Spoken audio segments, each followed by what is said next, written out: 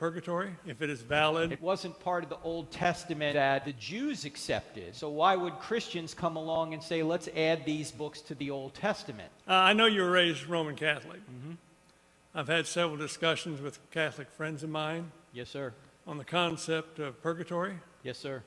And I just wanted you to maybe explain that and if it is valid, because that's what my discussions revolve around.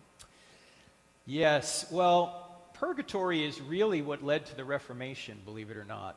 Purgatory is the idea that there's kind of a halfway house between here and heaven for people that haven't completely confessed their sins at death. And in the late 1400s, early 1500s, probably early 1500s, there was a Roman Catholic priest by the name of Tetzel going around Europe saying that if you want to get your mother's soul out of purgatory, give to the Roman Catholic Church, and that money was going to go build St. Peter's Cathedral.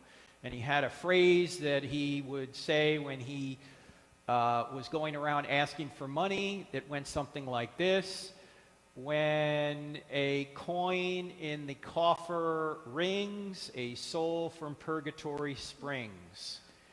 And so basically this was known as indulgences, that you could pay to get your mother's soul out of purgatory. And Martin Luther realized that this was not the case. First of all, purgatory is not taught in the Bible. You have to get that, I think, from the Apocrypha, which was not part of the Old Testament. It wasn't part of the Old Testament that the Jews accepted. So why would Christians come along and say, let's add these books to the Old Testament? And Jerome, the early Catholic translator who lived just a few centuries after Christ, wouldn't translate the Apocrypha because he didn't think it was inspired. Jesus and the apostles, although they quoted from every section of the Old Testament, never quoted from the Apocrypha, although it did have good historical information in it. Like 1st and 2nd Maccabees talks about the Maccabees standing up against Antiochus Epiphanes in 167 or so BC, and all that's good historical information, but the Christians didn't think that that was inspired text. And the Catholic Church didn't think so, not in an ecumenical way, until the Council of Trent.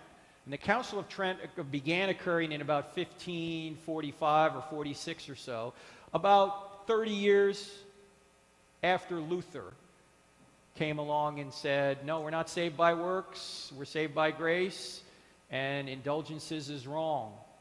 So what the Roman Catholic Church did is they doubled down and said the Apocrypha is part of the Old Testament, rather than recanting and saying, no, it's not part of the Old Testament. They dug their heels in. Now, as you know, Martin Luther was protesting the Catholic Church. He didn't want to break away. He was a Roman Catholic priest himself. Right. But when the Roman Catholics dug in, he said, I can't go there, and that's how Lutheranism got started.